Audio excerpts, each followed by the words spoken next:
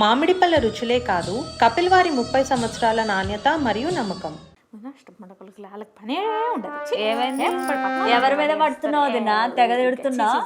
ఎవరి సంవత్సరం అడు చూసుకోకుండా పక్కన సంవత్సరం గురించి మాట్లాడతారు. ఎందుకు చెప్పు? నీలాగే అందరు తయారయ్యారు, నువ్వు వచ్చి అన్ని నా నెత్తి మీద రుద్దట్లా.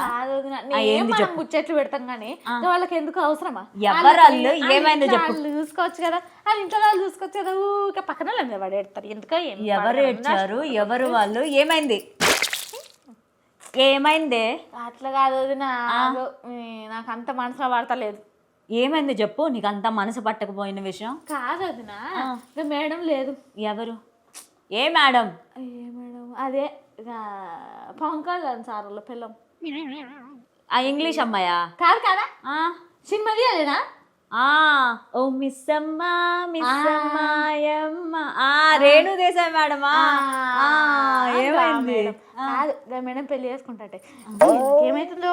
ఎవరికి? కండ మీద పడతారు. ఎవరికి వదినా? అదే పవన్ కళ్యాణ్ సార్ ఫ్యాన్సా? పవన్ కళ్యాణ్ సార్ ఆయన ఫ్యాన్స్ ఆయనకి ప్రాణాలు ఇచ్చే టైపు. కరెక్టే. ఇయ్యంగా నేను వద్దన్నా. ఇప్పుడు పవన్ కళ్యాణ్ సార్ పెళ్లి చేసుకున్నాడు.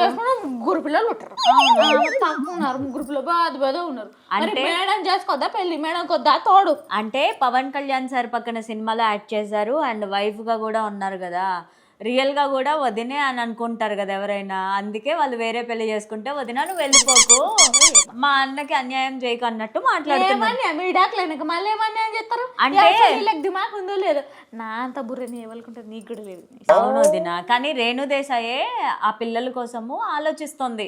పిల్లల్ని ప్రేమగా చూసుకుంటారా చెప్పు? పెళ్లి చేసుకుంటే చూసుకుంటారు, ఎక్కడ పోతారు.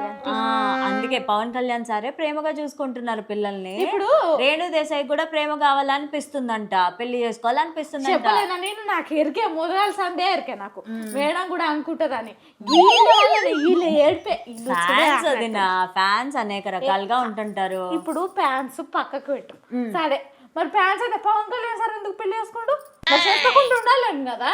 పవన్ కళ్యాణ్ సారు పవన్ కళ్యాణ్ ఫ్యాన్స్ కి దేవుడు. అయితే మరి దేవుడు వేరే పెళ్లి చేసుకోవచ్చు అని దేవత వేరే పెళ్లి చేసుకోదా? గిరేమన్యాయము అందరూ ఒకటే చెప్పలేదు అది. నా కొంతమంది కొన్ని అభిప్రాయాలు చెప్పారు. ఇప్పుడు సోషల్ మీడియాలో న్యూస్ వచ్చిన తర్వాత ఎవరి అభిప్రాయం వాళ్ళు వ్యక్తపరుస్తున్నారు. పవన్ కళ్యాణ్ సారు ఫ్యాన్స్ కి దేవుడు కదా, ఈవిడ్ని దేవత అనుకుంటూ ఉంటారు కదా, ఆ కాన్సెప్ట్ లో చెప్పారు అంతే.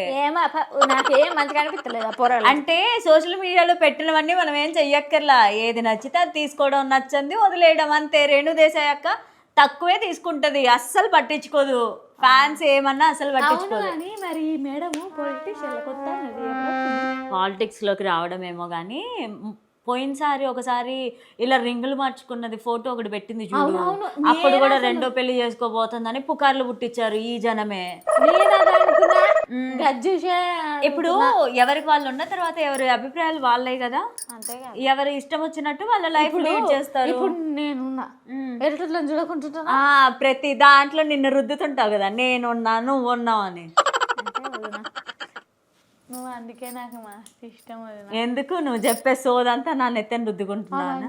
మంచిగా ముచ్చట పెడతావు కదా, అందుకా. కాదు కానీ ఇప్పుడు మరి అంటే రేణు దేశాయ్ కూడా ఒంటరిగా ఉంటుంది కదా, ఆ ఫీలింగ్ ఉంటుంది. నాకు ప్రేమించే వాళ్ళు కావాలి అని ఉంది, కానీ పిల్లల్ని సరిగా చూసుకుంటారో లేదో, ఎలా ఉంటుందని ఆలోచిస్తుంది పిల్లల కోసం. అండ్ నీకు ఇది తెలుసా, కిరణ్ నందన్ హీరోగా వస్తారని కూడా పుకార్లు పుట్టించారు. అదే ఓజీ సినిమా వస్తలేడా? ఓజీ సినిమాలో వస్తలేడనే కదా మొన్న చెప్పింది రేణు దేశాయ్. సినిమాలో హీరోనేమో అనుకుంటున్నావు. రాయల్ ఎంట్రీ ఇవ్వబోతున్నారు రామ్ చరణ్, ఈయనకి రాయల్ ఎంట్రీ ఇప్పిస్తారు అని చెప్పారు కదా. ఓజీ సినిమాలో నటించట్లేదు అని రేణు దేశాయ్ చెప్పింది.